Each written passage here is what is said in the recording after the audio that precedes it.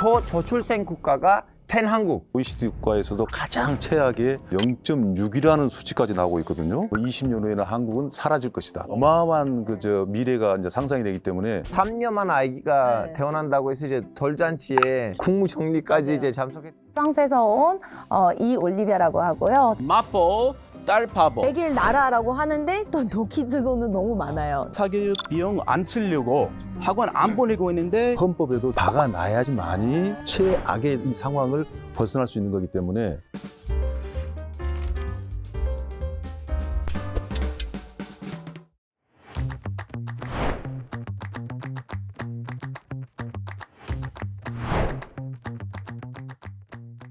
이게 웬 난리지? 난리지 쇼에 오신 것을 환영합니다. 전 MC를 맡은 알파고입니다.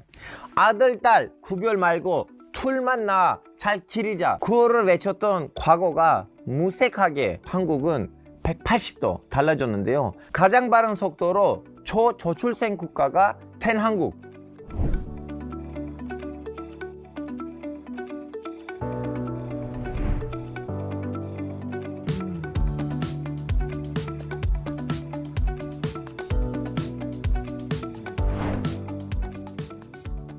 적어도 15년에서 20년 정도 일관된 대책을 추진해야 되니까 어떤 핵심적인 요인을 찾아서 과감한 투자를 장기적으로 해서 이제 젊은이들이 아이를 낳아서 키우는 데 들어가는 걱정은 좀 덜해도 되겠구나 하는 생각이 갖도록. 하지만 비단 한국만의 문제는 아니죠.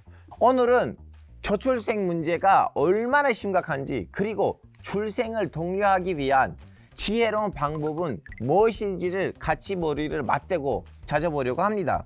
오늘은 특별히 글로벌 엄마 아빠를 초대했는데요. 반갑습니다. 반갑습니다. 안녕하세요. 간단히 자기소개 좀 부탁드리겠습니다. 네. 안녕하세요. 반갑습니다. 프랑스에서 온 이 올리비아라고 하고요. 저는 아기가 셋이고 일을 하면서 육아를 하고 있습니다. 안녕하십니까. 미국에서 왔고요. 마포 딸바보 아내 바보 크리스 존슨 크스방이라고 합니다. 네, 반갑습니다. 국회 입법조사처장으로 있는 박상철입니다. 네, 국회 입법조사처는 흔히들 이제 국회 싱크탱크라 하는데요. 모든 법이 이제 대한민국 국회에서 만들어지고 있는데 아마 국회에서 법이 만들어질 때 가장 중요한 역할을 하고 있는 곳이 제가 있는 입법조사처라고 이야기를 늘 합니다. 이제 요즘 다들 육아하시느라 좀 정신 바쁘실 텐데 어떤 상황이신가요? 바쁘죠. 아무래도 뭐 일을 하랴, 뭐 육아하랴. 네, 좀 뭐 늘 바쁘지만 뭐 잘 지내고 있습니다. 네, 크리스는요? 일단 제 자신 챙기기 바쁜데 육아까지는 너무 힘들어요. 그래서 아내가 좀 안타깝게도 좀 더 비중 높게 하는 것 같아요. 그래서 늘 미안하면서 살고 있어요. 처장님은 혹시 자녀분 몇 명이시세요? 저는 이제 아들 둘인데요. 오. 다 키웠고 저는 오히려 이제 저출생 문제를 어떻게 해결해야 되나라는 걱정을 하는 좀 입장에 있기 때문에 오늘 이야기를 제가 많이 하겠지만 좀 많이 듣고 싶습니다. 많이 들려드리겠습니다. 오늘 한국의 저출생 이슈에 대해 그 어느 때보다 글로벌한 시각으로 이야기를 나눠보도록 하겠습니다. 기대 많이 해주셔도 됩니다.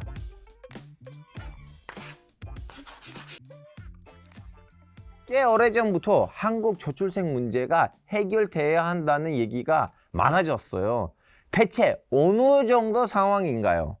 우리나라가 갑자기 저출생 국가가 되면서 빠른 속도로 지금 인구 절벽까지 가고 있거든요.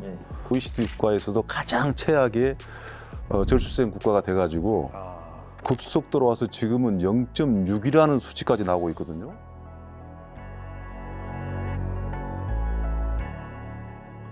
더 심각한 것은 저출생이 시작되면서 초초 고령화 사회가 또 동시에 돼버렸기 때문에 그렇죠. 단순하게 저출산 문제만이 아니라 이 사회적으로 생산 인구가 이대로 있어서는 안 된다. 굉장히 심각한 상황에 와 있는 건 사실입니다. 시급하군요. 혹시 우리나라 출생률이 어느 시점부터 떨어지기 시작했나요? 흔히들 한 2000년 정도를 잡고 있습니다. 거의 한 명 나는 수준 정도에 왔었거든요. 네. 그런데 이제 심각한 것은 2000년부터 지금 2024년이지 않습니까? 20년 사이에 0.6까지 떨어졌다라는 것은 매우 심각한 거죠. 급격히 늘어졌군요. 자, 조장님, 근데 이제 제가 얼마 전에 또 어떤 기사를 봤더니 한 마을에서 3년 아기가 네. 태어난다고 해서 이제 돌잔치에 축하해. 국무총리까지 이제 참석했다는 기사가 나왔는데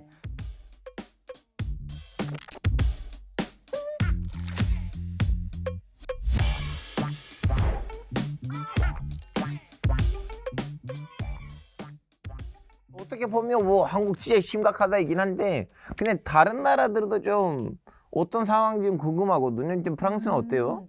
프랑스 같은 경우에는 사실 한국보다는 비중적으로 출생률이 높아요. 네. 네. 하지만 1.68 정도, 1.7 정도라고 하는데요.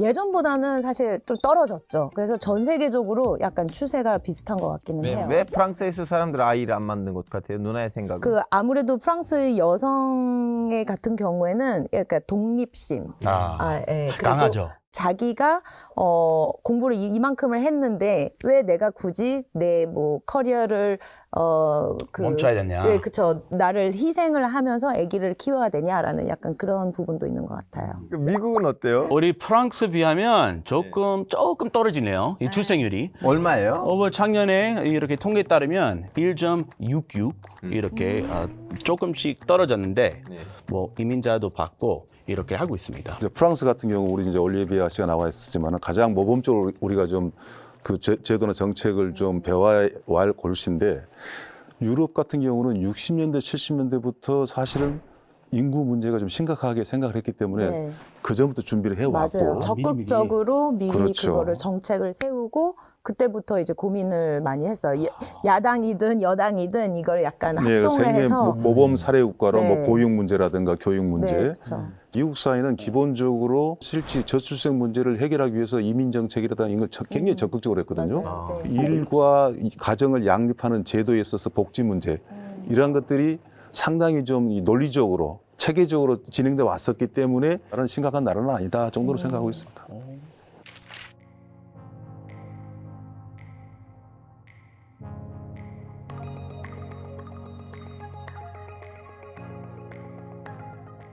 중국 같은 경우에는 그 산하 제한 정책을 이제 계속 시도를 했던 것 같은데요. 그 지금은 상황이 어떻습니까, 중국은? 산하 제한을 1인당 한 사람만 낳는다라는 걸 지속적으로 해와서 자녀를 둘 낳으라면 이제 안 낳습니다. 워낙 어마어마한 비용이 들지 않습니까?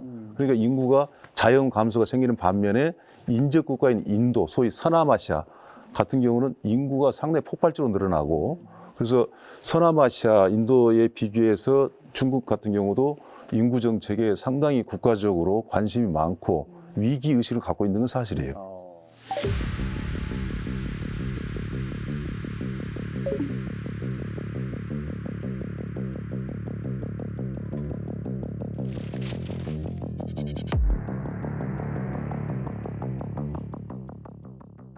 아이를 이제 안 만드는 건 세계적인 트렌드인 것 같은데 트렌드라니 위기인데 위기 어떻게 무슨 유행이에요? 네.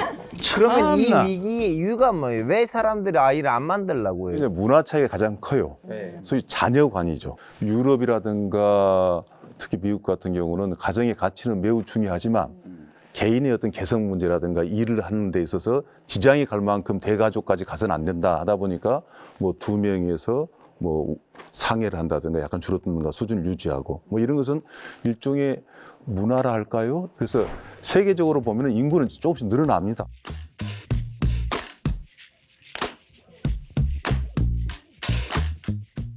그래서 인구 위기가 세계적인 현상이다라고 말하는 것 마치 기후 위기가 세계적인 현상이라 하듯이 인구 문제는 그렇게 이야기하는 건 좀 무리일 것 같아요. 몇몇 나라가 심각한 나라다. 그중에 대표적인 나라가 이제 한국이라는 거죠. 그러면 조장님 이런 좀 저출생 문제가 지속이 되면 어떤 문제가 생길 거예요? 왜 우리는 이 저출생 문제를 가지고 문제라고 지칭하나요?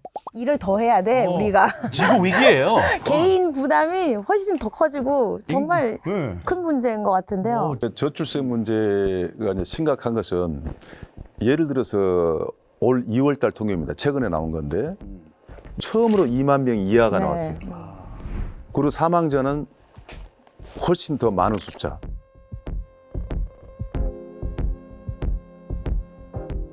그 인구가 줄어드는 거죠.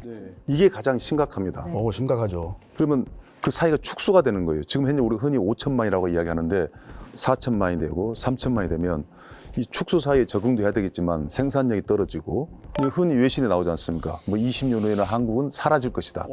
이제 국가 소멸이라는 이제 어마어마한 미래가 이제 상상이 되기 때문에 이 문제를 이제는 매우 심각하게 모든 국가 기관이라든가 모든 국민들이 이것은 국가적인 과제다.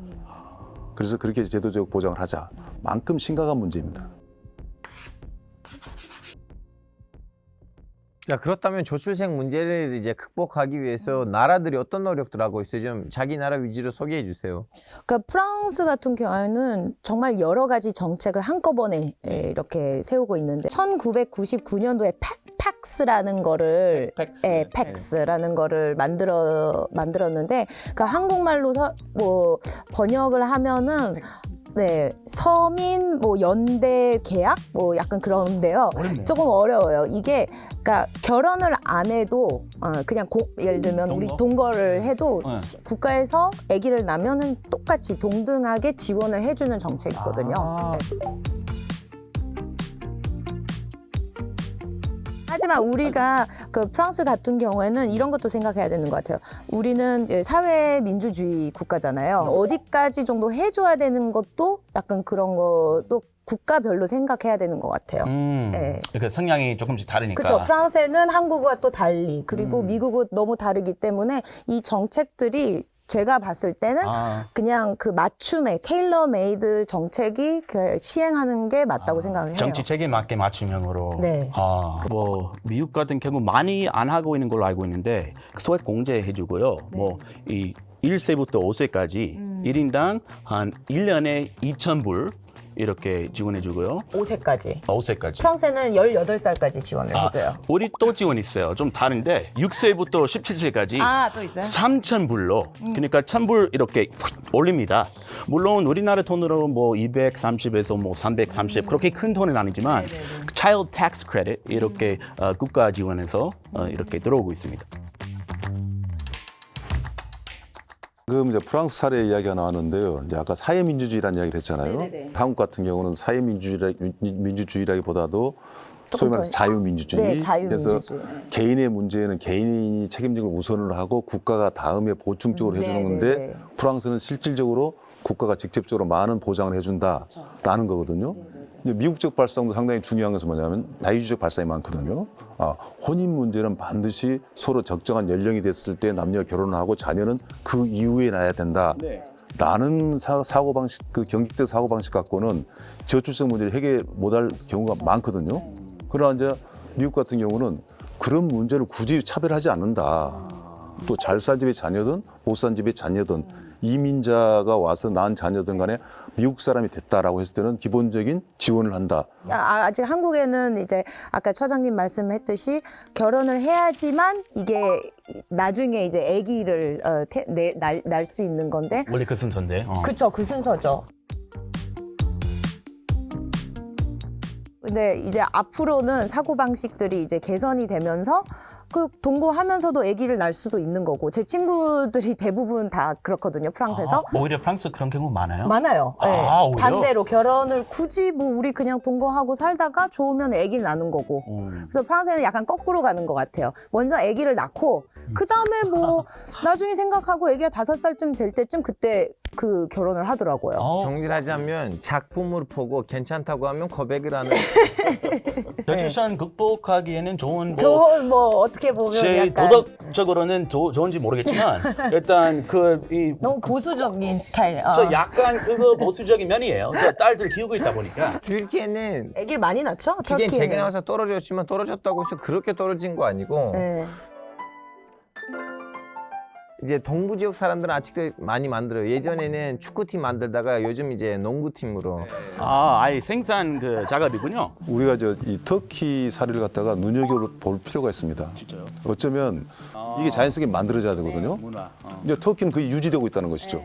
그러니까 대통령이 나와서 아이 낳으면 이렇게 해줄게라는 각종 그 어떤 그 정책을 혜택을 안 줘도 적당량의 자녀를 여기서 보니까 뭐 자식 농사. 어떤 자식 농사를 짓는다라는 것이 네. 터키에서는 이미 유지되고 있기 때문에 네. 어쩌면 굳이 뭐. 저출산 정책에 대한 고민이 필요 필요 없는 없는 거죠. 정말 괜찮은 나라다라고 우리가 생각할 필요도 있습니다. 왜냐면 일단은 의료비하고 교육비는 공짜예요. 그렇죠. 프랑스랑 똑같죠. 공짜요? 네. 네, 공짜예요. 국가 다 지원해줘? 의료비하고 교육비는 기본적으로 다 공짜예요. 튀르키예 시민 누구한테도.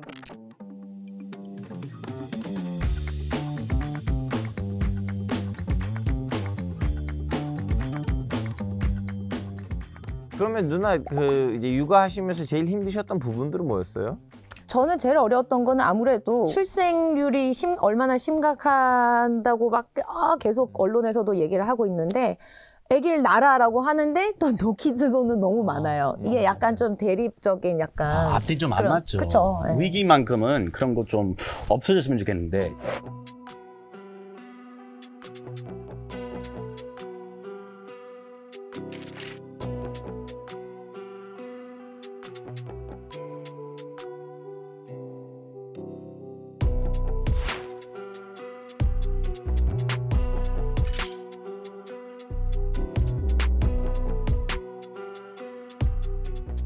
미국에서 노키즈에 대해서 인식이 어때요? 미국만큼은 좀 아직 익숙하지 않은 개념이에요. 생소하고 노 키즈존 잘 없어요. 뭐 얼마 전에 뉴저지 유명한 스파게티 식당이 있는데 그 공지를 했어요. 우리 이제 노 키즈존 만 그 10세 미만에 이제 아이들 못 들어온다. 우리 식당에. 완전 차별.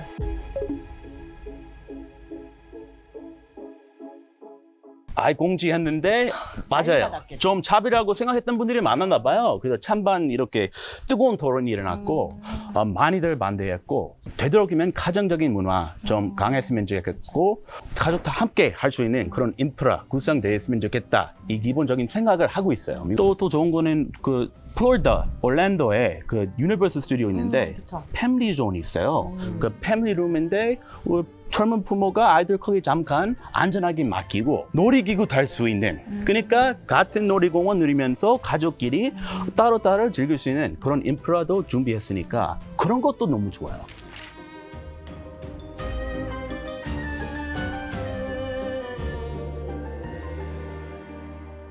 대신 한국에는 수유실 같은 데는 너무 잘 돼 있어요. 어딜 가든. 그렇죠. 예, 소장님, 한국에서도 이렇게 육아를 좀 도와주고 이 저출생 문제를 극복하기 위해서 많은 정책들도 있고 돈도 많이 쏟아지고 있는데 그거 대체 어느 정도 규모인가요? 17년간 380조를 쏟아 부었는데도 불구하고 실질적으로 아무 효과가 없다. 그쵸. 오히려 인구 절벽의 속도는 가속화되고 있다는 것은 돈을 잘못 쓴 거죠. 많이 쏟았는데도. 그래서 돈을 적게 써서 이런 문제가 발생이 되는 게 아니라 한국은 정치인들이 너무 정쟁에 부딪히다 보니까 어떤 정부가 들어서냐에 따라서 육아정책, 교육정책, 주거정책 이런 것들이 시시때때로 바뀌기 때문에 이게 어떻게 보면은 우리 저출생 문제가 가장 근본적인 문제가 있을 것이다.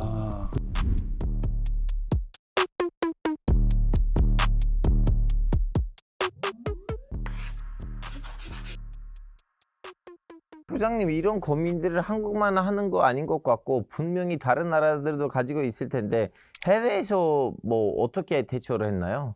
유럽 뭐 스웨덴이라든가 프랑스, 그다음 독일 네. 같은 경우는 우리하고 아마 똑같은 고민을 했을 거예요. 근데 그쪽은 이미 60년대, 70년대, 80년대부터 고민을 시작했기 때문에 그러한 내용들이 이제 헌법에다가 담기 시작합니다. 독일 같은 경우는 우리하고 비슷한 헌정사 역사를 가지고 있는데 60번 정도 개헌을 했어요. 그중에 상당 부분이 예를 들어 저출생 문제라 그러면 국가가 주거와 양육 부분을 책임진다. 뭐 이런 규정을 넣어가지고 구체적인 정책이 나오도록 못을 박아 놓는 거죠.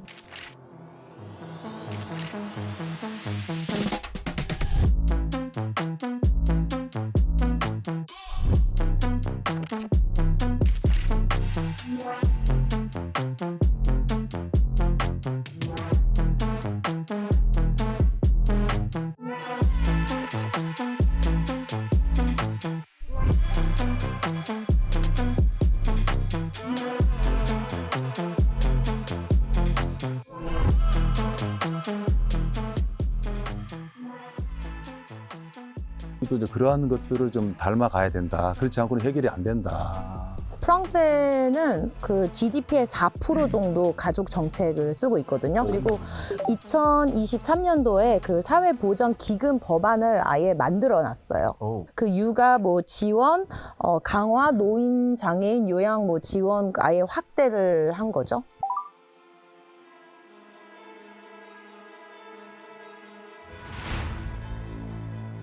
그럼 이 여야당 이렇게 정책 갈등 때문에 잘 안 되고 있다고 말씀하셨잖아요. 한국도 이 헌법 개헌 필요하겠네요. 필요하죠. 근데 쉽지는 않습니다. 한국 사람들은 헌법 바꾸는 것에 대해서 상당히 의심이 많고 또 과연 정치인들만을 위한 그 개헌 아니냐 그래서 쉬운 게 아닌데 왜 헌법에 명시를 해두자라고 이야기를 하냐면 다수당이 바뀌다 보면은 그 법률이 또 바뀌어버릴 수가 있거든요. 그러나 헌법에 놓으면 그런 염려는 없기 때문에 헌법에까지 넣어놔야지 이 정책은 뭐 교육정책, 육아정책, 보육정책, 주거정책이 지속적으로 가겠구나라는 신뢰가 생기겠죠. 일관되게 이렇게 지속적으로 가야 이 위기 극복할 수 있는데. 제 생각에 육아휴직 같은 경우에는 이거를 아예 법적으로 이게 못을 박아놔야지 뭔가 특히 남성에 대한 육아휴직, 그러니까 의무화, 어느 정도 기간을 의무화를 해야 된다고 생각해요. 무조건. 제가 알기로는 한국의 정책은 정말 잘 돼 있어요. 전 세계에서 최고예요. 그 남성들이 육아휴직 1년 쓸 수 있다는 거는 전 세계에서 거의 그렇죠. 유일한 나라죠. 네.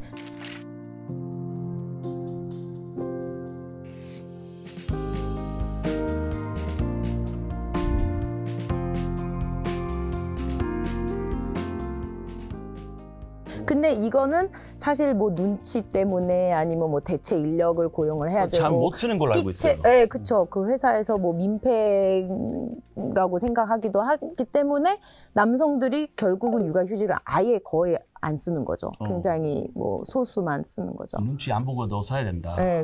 다들 한국에서 아이를 키우는 부모라서 그러신지 이제 눈이 반짝반짝 해주셨네요.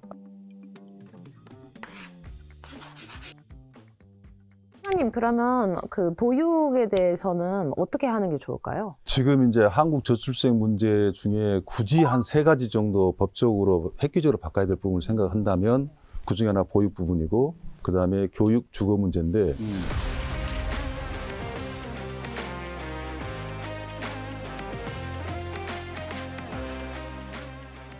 보육 부분은 어떤 문제가 있냐면 이제 프랑스 같은 게 굉장히 좋은 모범 사례입니다. 0살부터 2살까지, 그 다음에 3살부터 5살까지, 뭐 체계적으로 이제 네. 육아, 보육, 교육 이렇게 좀 연결이 되지 않습니까? 네. 근데 우리나라 같은 경우도 의무교육은 잘 돼 있어요. 초등학교 때부터는. 그래서 그 양질의 교사분들이 국가 공무원들입니다. 교육을 하고 안심하고 공교육에 맡기고는 있어요. 그러나 이제 육아 보육 부분은 교육이라는 것이 육아 보육이 사실 잘 돼야 되지 않습니까? 실질적으로 국가에서 월급을 주는 식으로 해서 그분들 더 재교육도 시키고 신분을 안정시켜서 부모님들이 육아나 보육을 좀 자신 있게 맡길 수 있는 그런 교사를 갖다 양성하고 배치를 해서 아예 어릴 때부터 국가가 책임진다는 것은 뭐냐면 가르칠 수 있는 교사분들을 국가에서 월급을 준다. 100% 그렇죠. 다 지원해줘요. 예. 그래서 이 법안을 이미 이제 발의를 해놨습니다. 벌써요? 예.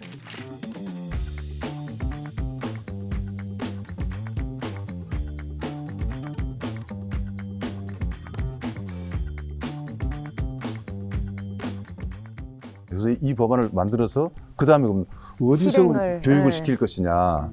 그 교육을 시키는 장소가 정말 보육하기 좋은 직장에서 가까운 곳, 혹은 직장 내, 뭐 이런 것을 다양하게 찾아서 심지어는 종교시설도 활용할 수 있게끔. 그러면 기독교나 불교 이런 종교시설들이 요즘은 도심에 많거든요. 이러한 것을 보육과 육아에 있어서 국가의 책임을, 국가가 책임져야 된다는 원칙을 헌법에까지 만들어 보자. 라는 것이 이제 입법 목표입니다. 지금. 이렇게 될 가능성이 좀 높아요. 충분히 지금 법안은 지금 만들어져 있습니다. 제가 지금 딸들을 키우고 있는데 초등학생 2학년, 4학년. 그래 벌써 그 동기 애들이 학원 가기 시작했어요. 초등학생들인데 중학교, 고등학교 가면 뭐 말도 못하게 더욱 가고요. 저는 웬만하면 사교육 비용 안 쓰려고 학원 안 보내고 있는데 이거 뭐 어쩔 수 없이 뭐 사야 되나 고민 중이거든요. 이것도 혹시 이 부분 해결이 될까요? 어떻게 해결될까요? 더 심각한 것은 사교육에 의존을 하고 맞아요. 있지 않습니까? 비중이 많이 커요. 너무 높아요. 우리가 학령 연령이 줄어들었음에도 불구하고 사교육부는 더 더 늘어납니다. 늘어나요. 뭐 작년 같은 경우 24조 5조라고 그러거든요. 오, 아이고. 과연 그걸 감당을 어떻게 하겠냐 이거죠. 감당 못하죠. 그래서 정말 그 공교육을 정상화시키고 사교육이 거의 사교육비가 안 들 수 있게끔. 그럼 사교육 기관이 사라져야 되지 않습니까? 그걸 어떻게 해내느냐? 가능합니까? 현재 입법 단계는 어떤 단계에 와 있냐면 다행히 이제 요즘 AI 그 디지털 교과서 개발이 필수적으로 돼 있지 않습니까? AI 교과서. 바로 이 시점에서 공교육을 정상화시키는 그저 지점을 찾자는 것입니다.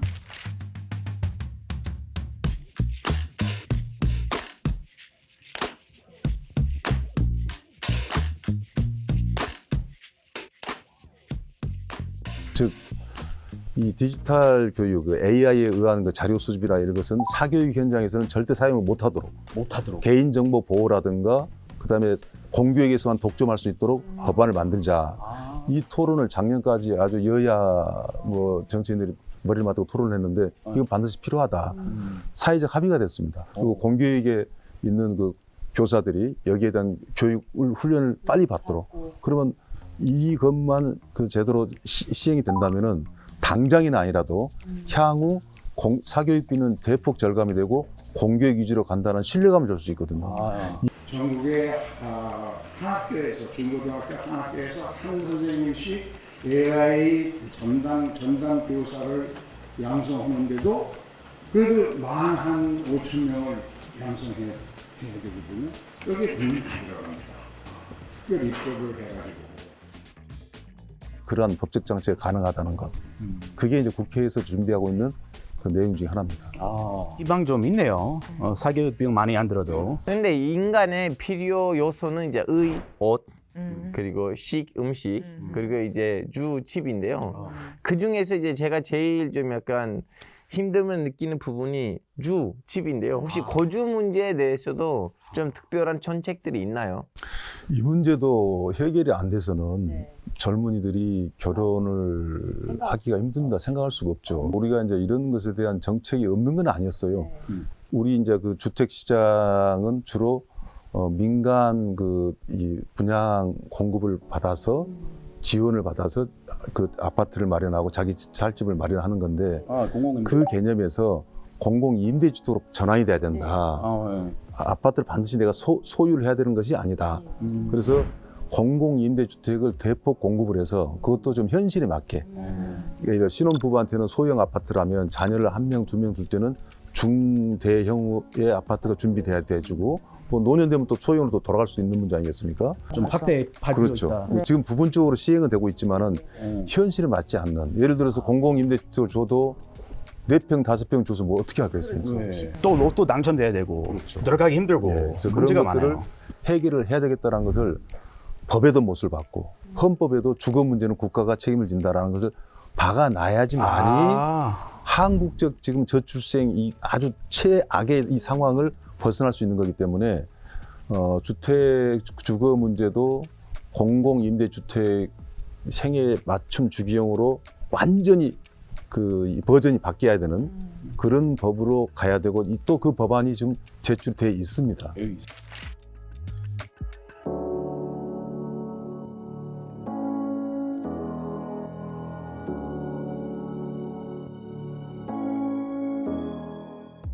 근데 조장님 아이를 이제 낳고 인구를 늘리려면 이제 출생 장려 말고는 좀 다른 방법들도 필요하지 않을까요? 지금 이제 우리가 한국의 저출생 현상을 극복하기 위해서 우리 교육 정책이라든가 그다음에 육아 보육, 그다음에 주택 정책을 파격적으로 바꿔야 되지 않습니까? 근데 바꿨다 칩시다. 근데 할지라도 이 문제가 정상적으로 성명이 돼서 인구 저출생 문제가 어느 정도 좀 완화가 될 시기까지 가려면 15년에서 20년은 걸린단 말이죠. 시간의 문제죠. 예, 그 사이에 대한민국은 완전 축소돼 버린 것을 그대로 방치할 수는 없는 문제거든요. 안 되죠. 그래서 이 부분에 있어서 이제 활발한 이민 정책이 필요하다. 우리가 벌써 유럽을 보고 선진 국가를 보면 이민에서 들어온 인구가 한 인구의 15% 정도 차지를 하고 있어요. 이게 정상적인 것입니다. 지금 한국의 농촌에 가거나 중소도시에 가면은 외국에서 들어온 노동자가 없으면 농사를 짓지를 못합니다. 농사 안 들어가요. 근데 현재 우리나라 이민자가 한 4%밖에 안 되거든요. 여기도 굉장히 우리가 완전 문호를 개방해야 되는 거죠. 특히 이제 한국은 수도권 집중 현상이 강해가지고 지방의 생산 인구가 거의 지금 소멸 상태를 하고 있거든요. 만약에 이민 정책을 활발하게 하지 않으면 지방이 소멸돼 버립니다. 지방 소멸되면 바로 그게 국가 소멸까지 가버려요. 지방 살아야죠. 그래서 이 부분도 광역비자라 그래가지고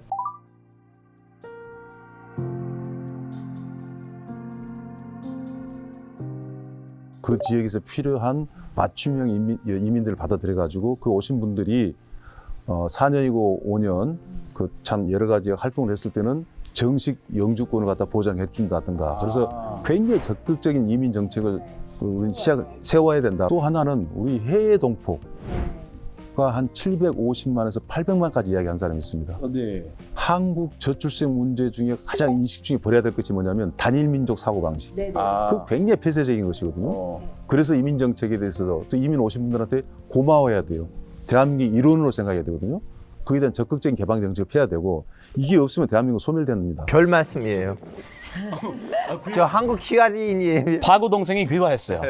한국인이에요. 그리고 이제 해외에 거주하고 있는 한국인에 대해서 서로 공동체 의식이 있어서 언제든지 들어와야 되는데 65세가 넘어야지만이 복수국적 허용하는 이런 것은 우리 국가로 봐서 좋지도 않죠. 재외국민이 또 들어와서 또 유입 인력이 되는 것. 이런 것들은 굉장히 우리가 저출산 정책을 달성하기 위해서라도 반드시 병행해야 되고 당장에 또 시행해야 될 정책이고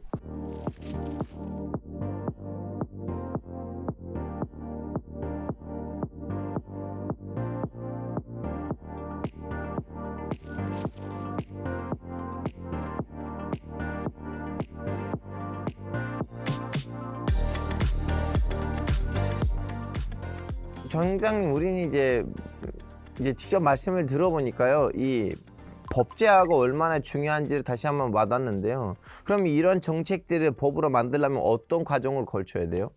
일단 이거에 대한 문제 의식은 지금 아직 전혀 안 돼 있는 게 아니라 국회에서 논의 중입니다. 논의 중이고 제가 지금 이야기했던 것도 상당히 합의를 본 상태이고 새로운 아이디어는 아니에요. 그러나 이런 문제들이 이렇게 정치적으로 자유 토론하면 좋지만 그런 방향으로 가면은 정책들이 언제든지 쉽게 바뀌어버릴 수가 있거든요. 그래서 이런 문제는 서구 유럽을 보니까 왜 거기는 저출생 문제의 위기가 안 왔을까? 헌법인가? 바로 이런 것들을 헌법에 아예 명시를 해가지고 헌법 명시는 다른 거 아니에요. 이것은 어느 정당의 책임이 아니라 국가의 책임이다. 라는 걸 명시를 해두자는 것이죠. 그래도 긍정적인 거는 지난번 총선 때 그 여당이든 야당이든 공약에는 둘 다 그게 다 있었어요. 일반 국민, 일반 시민 그분들의 의견이 굉장히 가장 힘을 발휘합니다. 서로 공론을 하고 이런 언론을 통해서 이런 토론회를 하고 뭐 이런 것들이 그걸 제도화시키고 그걸 정착화시키는 데 큰 도움이 되는 거죠. 갑자기 제안하고 싶은 게 너무 많아졌네요. 네, 오늘 이게 왜 난리지에서는 한국뿐만 아니라 세계적으로 심각한 저출생 문제 상황에 대해 살펴보고 이를 해결하기 위한 실마리를 탐구해봤는데요. 오늘의 난리지를 한 줄로 부탁드리겠습니다. 앞으로 대한민국이 일하기 더 좋은 환경 여성분들에게 만들어 주실 거니까요. 앞으로 우리 애기 많이 납시다. 저출산 문제 정말 시급하고요. 반드시 해결해야 됩니다. 아내하고 셋째 아무 고민 없이 가지겠다 이런 생각 떠오르게끔 뭔가 여러 가지 정책 조금 나왔으면 좋겠습니다. 네, 관심 필요합니다. 저출생 문제 위기지만 이건 반드시 해결될 겁니다. 또 반드시 극복해야 될 문제입니다. 그것은 법으로 해결하고 더 나아가서 헌법에 명시해서 이 문제는 반드시 극복되도록 모든 사람들이 노력해야 되겠습니다. 좋습니다. 다음 시간에도 알찬 난리지를 가지고 돌아오겠습니다. 감사합니다. 감사합니다. 고맙습니다. 고맙습니다.